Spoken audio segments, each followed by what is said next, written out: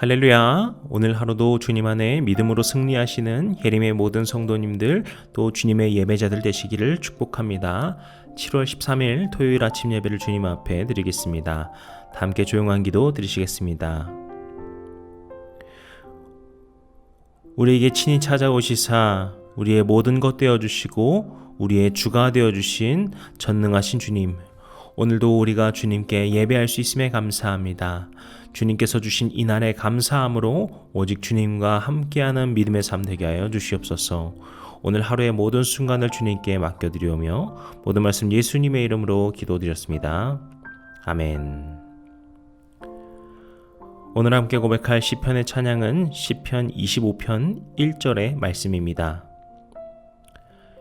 여호와여, 나의 영혼이 주를 우러러 보나이다. 아멘. 오늘 우리에게 주시는 하나님의 말씀은 예레미야서 32장 1절에서 15절까지의 말씀인데요. 오늘 우리는 6절부터 15절까지의 말씀을 읽도록 하겠습니다. 예레미야가 이르되 여호와의 말씀이 내게 임하였느니라. 이르시기를 보라, 내 숙부 살롬의 아들 하나멜이 내게 와서 말하기를 너는 아나도트에 있는 내 밭을 사라. 이 기업을 물을 권리가 내게 있느니라 하리라 하시더니 여호와의 말씀과 같이 나의 숙부의 아들 하나멜이 시위대 뜰안 나에게 와서 이르되 청하노니 너는 베냐민 땅 아나도트에 있는 나의 밭을 사라. 기업의 상속권이 내게 있고 물을 권리가 내게 있으니 너를 위하여 사라 하는지라. 내가 이것이 여호와의 말씀인 줄 알았으므로 내 숙부의 아들 하나멜의 아나도트에 있는 밭을 사는데 은 17세겔을 달아주되 증서를 써서 봉인하고 증인을 세우고 은을 저울에 달아주고 법과 규례대로 봉인하고 봉인하지 아니한 매매 증서를 내가 가지고 나의 숙부의 아들 하나멜과 매매 증서의 인친 증인 앞과 시위대 뜰에 앉아있는 유다 모든 사람 앞에서 그 매매 증서를 마세아의 손자 네리야의 아들 바룩에게 붙이며 그들의 앞에서 바룩에게 명령하여 이르되 만군의 여호와 이스라엘의 하나님께서 이와 같이 말씀하시기를 너는 이 증서 곧 봉인하고 봉인하지 않은 매매 증서를 가지고 토기에 담아 오랫동안 보존하게 하라. 만군의 여호와 이스라엘의 하나님께서 이와 같이 말씀하시니라. 사람이 이 땅에서 집과 밭과 포도원을 다시 사게 되리라 하셨다 하니라. 아멘. 오늘 본문은 다시 조금 새로운 상황입니다. 어제까지 다룬 30장과 31장과는 달리 오늘 본문의 말씀을 받는 시기는 정확하게 이야기를 하고 있는데요.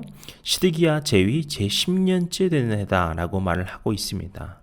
이 시기는 정말 위태한 상황입니다. 왜냐하면 유다가 바벨론에게 완전히 함락되기까지 2년 정도밖에 남지 않은, 그러니까 유다의 최후를 앞둔 상황이라고 볼 수 있겠습니다. 2절을 보시게 되면은 그 상황을 생생히 볼 수 있습니다. 바벨론의 군대가 예루살렘을 에워싸고 있다라고 말을 하고 있죠. 그런데 이 유다의 왕 시드기야는 정신을 차리지 못하고 있습니다. 지금 보시면은 예레미야는 여전히 왕의 궁중에 있는 시위대들에 갇혀 있다라고 말을 하는데요. 예레미야를 왜 가둔 것일까요? 3절부터 5절까지로 묶여져 있는 그 구절의 마지막을 보시게 되면은 예레미야가 하나님의 말씀을 받아 이렇게 말합니다. 너희가 갈대인과 싸울지라도 승리하지 못하리라 하셨다. 이것은 하나님의 말씀이죠. 그런데 그 말씀을 전하자 이어서 보시면은 유다의 왕 시드기야가 이르되 내가 어찌하여 이같이 예언하였느냐 하고 그를 가두었음이었더라 라고 말하고 있습니다. 그러니까 예레미야가 하나님의 말씀을 진실로 대언했다라는 이유 때문에 시드기야 왕은 예레미야를 오히려 가둬버렸다라는 것이죠. 이 시드기야의 모습은 자신의 귀를 막은 채 현실을 전혀 인정하지 않는 모습으로 볼 수 있겠습니다. 하나님께서는 계속해서 경고하고 계십니다. 유다가 바벨론에 의해 멸망될 것을 말씀하고 계시죠. 이것은 하나님께서 유다를 향해 겁주시고자 하는 말씀이 아닙니다. 한편에서는 유다가 지금이라도 마음을 돌이키고 주님께 돌아오길 바라는 마음도 있겠지만 다른 한편으로 볼 때, 차선적으로 볼 땐 지금 유다가 해야 할 일은 끝까지 정쟁을 하고 그것에 항쟁을 하며 나가는 것이 아니라 항복을 해야 된다라는 겁니다. 그들이 항복한다라는 것은 단순히 나라를 내어주는 것이 아니라 하나님의 징계에 순종하겠다라고 하는 반응인 것이거든요. 근데 그들이 항복하지 않고 그들의 모습을 돌이키지도 않으면서 끝까지 전쟁을 한다는 것은 하나님의 징계조차 받지 않겠다라고 하는 굉장히 위험한 행동이 되는 것이죠. 이들이 포로가 된다라고 하는 것은 하나님께서 이미 유다를 향하여서 주신 징계입니다. 하지만 하나님의 마음 가운데는 또 다른 한편에서 이 포로가 되는 과정에서 최소한으로 그들이 고통받기를 원하시는 것이죠.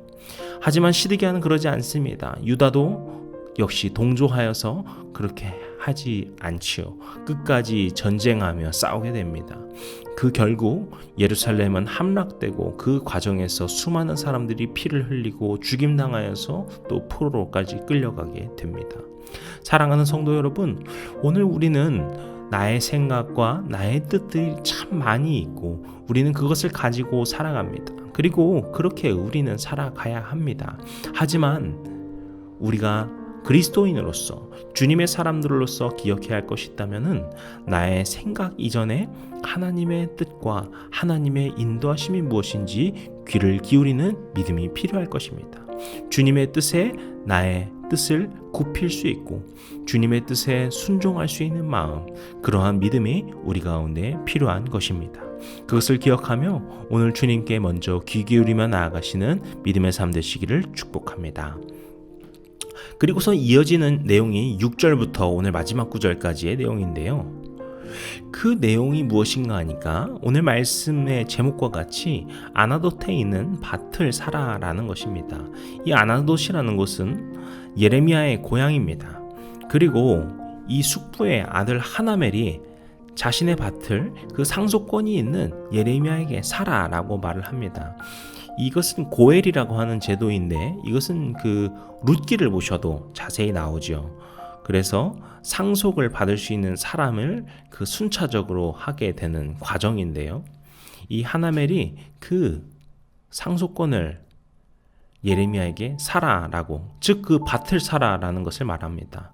그리고 하나님께서 이것을 사라라고 말씀하시는 것이구나라는 것을 예레미야가 깨닫고 그것에 순종을 하게 됩니다. 그런데 사실 이것이 그냥 순수하게 거래라고 하는 측면으로 볼 때는 절대 하면 안 되는 거래입니다. 예레미야는 이미 알고 있고요. 그것을 믿고 그것을 전하고 있습니다. 무엇을 말이죠?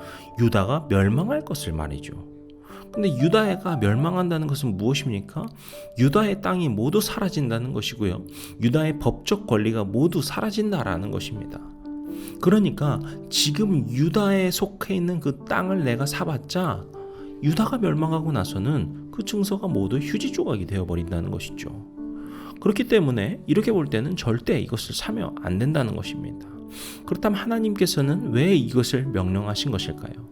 14절을 보시면은 그 증서를 잘 만들어서 보존하고 있으라라고 말합니다.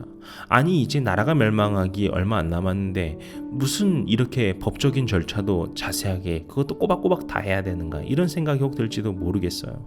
그런데 15절 보시면은 하나님께서 무엇을 말씀하십니까? 이후에 이 땅의 집과 밭과 포도원을 다시 사게 되리라 라고 약속하게 있습니다. 이것이 무슨 말입니까? 이제 유다가 다시 고향 땅을 회복하고 돌아오게 될 것이 있으리라고 주님께서 약속하고 계시는 것입니다. 그러니까 하나님께서 예레미야에게 그 밭을 사라라고 하는 말씀은 단순히 그 밭이 손해인가 이익인가 라는 것이 아니라 이 행위를 통하여서 하나님께서 다시금 유다의 회복에 대해서 약속하고 계시는 것을 볼 수 있는 것이죠. 그렇게 자신들의 죄악으로 인하여서 징계를 당하는 이스라엘 백성임에도 불구하고 하나님께서는 여전히 그들을 위로하고자 하시고 그들에게 소망을 주고자 하십니다. 오늘 주님께서도 우리에게 찾아오셔서 우리를 위로하여 주시고 우리가 정말 눈앞이 캄캄하다고 여겨질 때 그분은 우리에게 소망을 주시고자 찾아오십니다. 우리의 있는 모습 그대로 주님 앞에 나아와서 우리의 부족함을 주님께 드러내며 주님께 회개함으로 나아갈 때 주님께서 그런 우리를 위로하시고 회복시켜 주시고 변화시켜 주시고 주님의 소망 가운데로 인도하여 주실 줄로 믿습니다. 사랑하는 성도 여러분, 오늘 주님의 그 위로하심 가운데 나아가시는, 주님의 회복 가운데로 나아가시는, 주님께서 다시금 우리를 채워주시고 소망 주시는 그 놀라운 축복 가운데로 나오시는 오늘의 삶이 되시기를 주님의 이름으로 간절히 축복합니다. 기도하시겠습니다. 주님 안에 믿음으로 순종하며 살아가는 자녀들에게 주님께서 주시는 위로와 소망을 품으며 나아가길 원합니다. 오늘 주님께서 주신 그 말씀 하나하나를 우리가 마음 가운데 묵상하고 오직 주님께 순종함으로 나아갈 수 있는, 또 주님께서 주시는 것에 믿는 믿음으로 나아가서 그것을 날마다 누리는 믿음의 복된 삶 되게 하여 주시옵소서. 오늘 하루의 삶뿐만이 아니라 우리의 모든 삶이 주님께 맡겨진 바 되기를 소망합니다. 주님께서 우리 가운데 함께하여 주심을 믿사오니 주님 우리 가운데 역사하여 주시옵소서. 모든 말씀 예수님의 이름으로 기도드렸습니다. 아멘. 이제 우리 주기도문 함께 드리시고 오늘 예배를 마치겠습니다. 하늘에 계신 우리 아버지여, 이름이 거룩히 여김을 받으시오며 나라의 임하옵시며 뜻이 하늘에서 이룬 것 같이 땅에서도 이루어지이다. 오늘날 우리에게 일용할 양식을 주옵시고 우리가 우리에게 죄진 바를 사하여 준 것 같이 우리 죄를 사하여 주옵시고 우리를 시험에 들게 하지 마옵시고 다만 악에서 구하옵소서. 나라와 권세와 영광이 아버지께 영원히 있사옵나이다. 아멘.